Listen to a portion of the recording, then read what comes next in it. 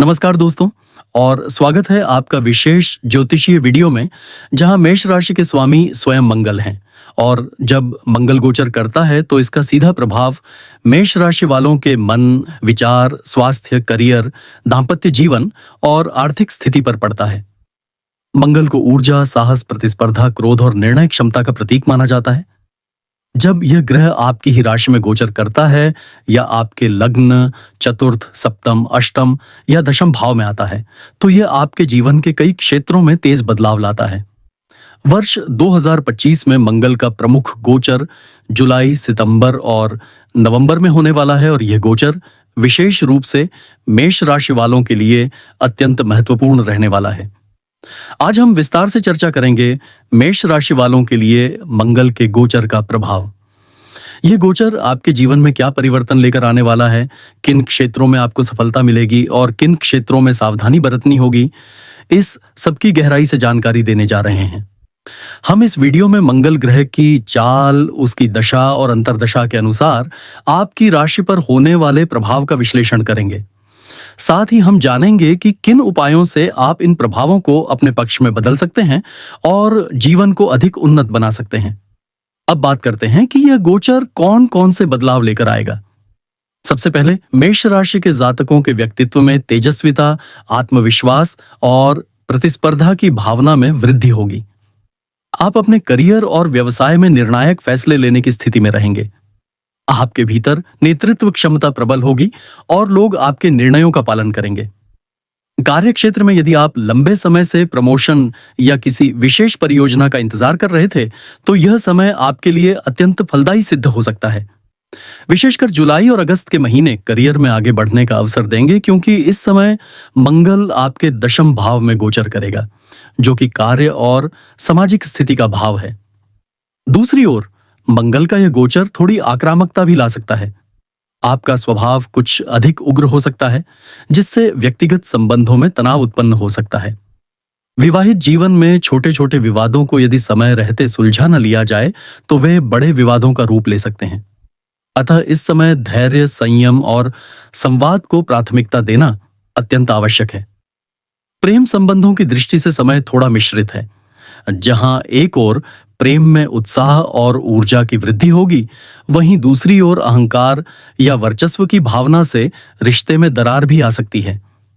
अविवाहित जातकों के लिए यह गोचर विवाह के प्रस्तावों की संभावना ला सकता है, विशेषकर सितंबर के बाद, जब मंगल शुक्र के प्रभाव में आएगा। धन संपत्ति की दृष्टि से भी यह गोचर कई शुभ संकेत देता है। जो लोग व्यापार से जुड़े हुए हैं, उन्हें नए अनुबंध, साझेदारी या विस्तार के अवसर मिल सकते हैं। विदेशी संपर्कों से भी धन लाभ की संभावना है। शेयर बाजार, स्पेकुलेशन या रिस्की निवेश करने वालों को भी इस समय लाभ हो सकता है, लेकिन अत्यधिक लालच से बचना जरूरी होगा। यदि आप रियल एस्टेट या भूमि से संबंधित कोई निवेश करना चाहते हैं, तो अगस्त से नवंबर के बीच का समय अनुकूल रहेगा। घर या वाहन खरीदने का योग भी बन रहा है, विशेषकर तब जब मंगल चतुर्थ भाव में गोचर करेगा।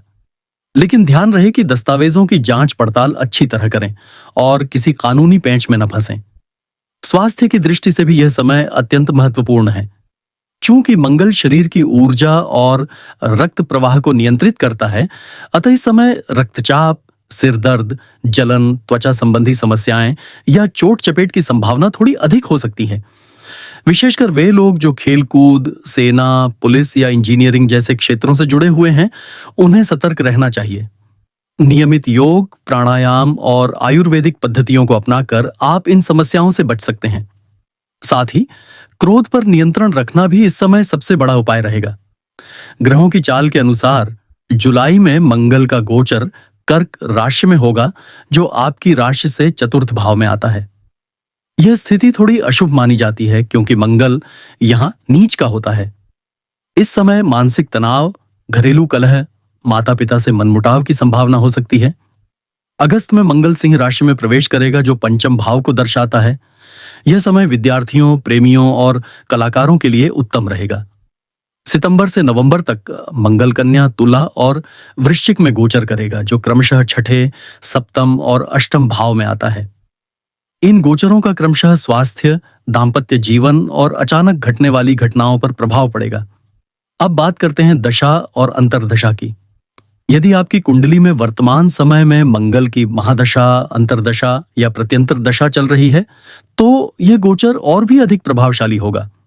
विशेषकर मेष लग्न या चंद्र राशि वाले जातकों को इस समय अपने कर्मों पर विशेष ध्यान देना चाहिए। यदि मंगल अशुभ स्थिति में है या नीच का है, तो रक्तदान, हनुमान चालीसा का पाठ, मंगलवार को व्रत, मसूर की दाल और तांबे का दान तथा मंगल बीज मंत्र ओम क्रां क्रीं क्रौम स भौमय नमः का जाप अत्यंत फलदायी रहेगा।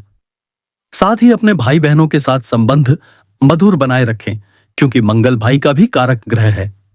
इस गोचर के दौरान कुछ महत्वपूर्ण तिथियां रहेंगी, जैसे कि 12 जुलाई जब मंगल कर्क में नीच का हो जाएगा, यह समय संयम का रहेगा। 26 अगस्त को मंगल सिंह में उच्च स्थिति में रहेगा, जो रचनात्मकता और नेतृत्व के लिए बेहतरीन समय होगा। 18 अक्टूबर को मंगल तुला में प्रवेश करेगा, जो रिश्तों में संतुलन की मांग करेगा, और 3 दिसंबर को मंगल वृश्चिक में प्रवेश करेगा, जो गहराई और परिवर्तन का समय लाएगा। ये तिथियां आपकी रणनीति बनाने में महत्वपूर्ण भूमिका निभाएंगी।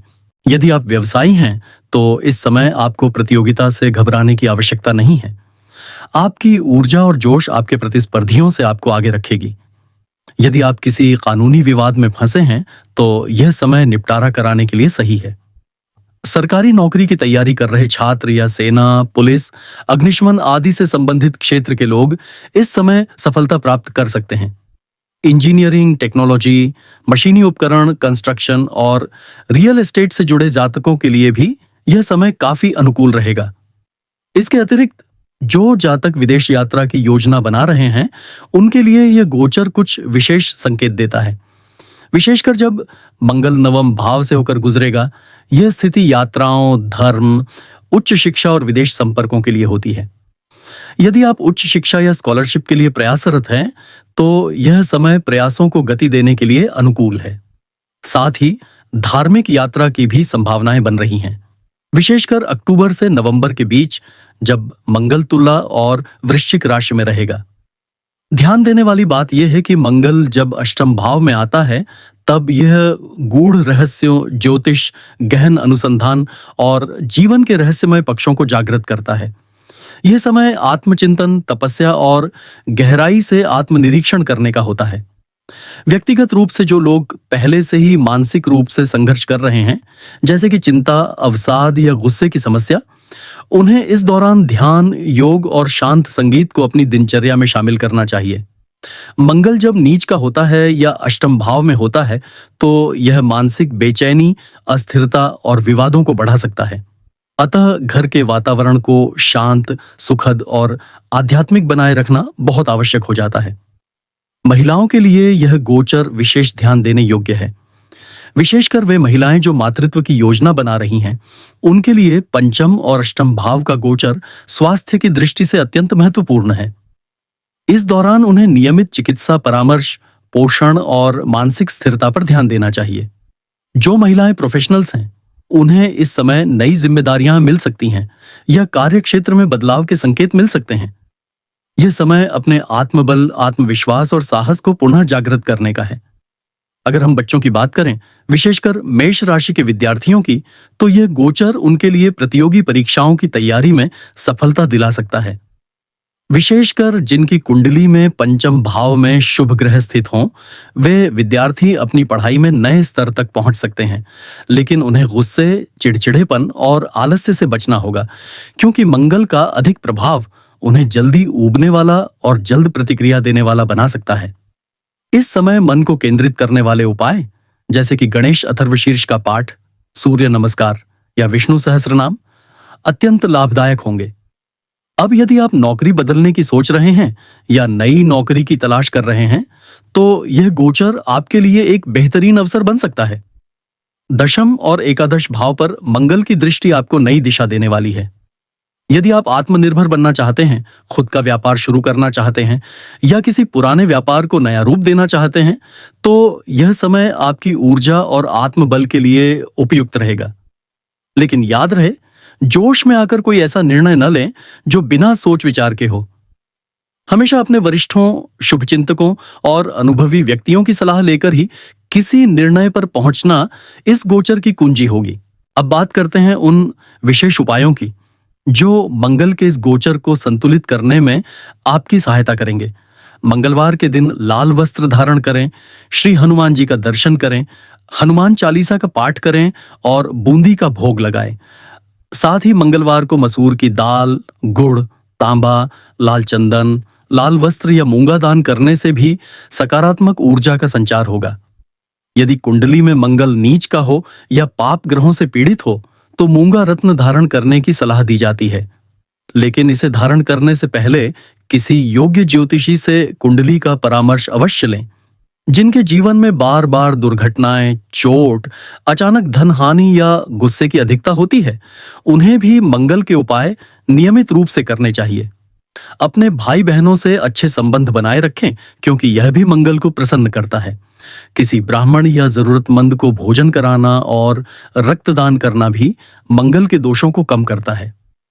कुल मिलाकर देखा जाए तो मेष राशि के जातकों के लिए यह मंगल का गोचर एक अवसर की तरह है। एक ऐसा अवसर जो आपको अपने भीतर की शक्ति को पहचानने, उसे सही दिशा देने और जीवन को ऊंचाइयों तक ले जाने की प्रेरणा देगा। यह समय कठिन भी हो सकता है, लेकिन यदि आप धैर्य, संयम, साहस और विवेक से काम लें तो आप निश्चित रूप से विजयी होंगे। याद रखें कि ग्रहों का प्रभाव केवल दिशा दिखाता है, कर्म तो आपको ही करना होता है।